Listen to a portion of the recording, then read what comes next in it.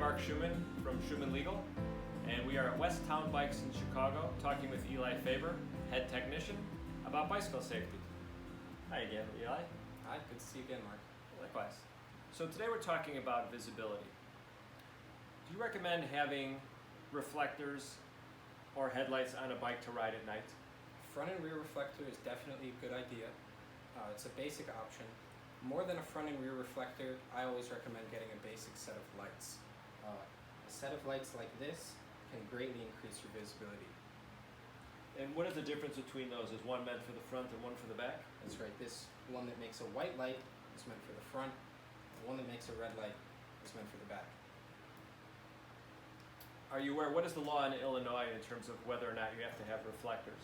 So in Illinois, you have to have a front light visible from 500 feet away and a rear reflector that, when a light shines on it, is visible from 600 feet away. And on bicycle helmets, do you recommend having a reflector on, or a light on the helmet? I do recommend putting a reflector or a light on your helmet. It always increases visibility. Are there any particular types that you recommend? Some helmets have built-in lights. Those are quite nice. Thank you very much.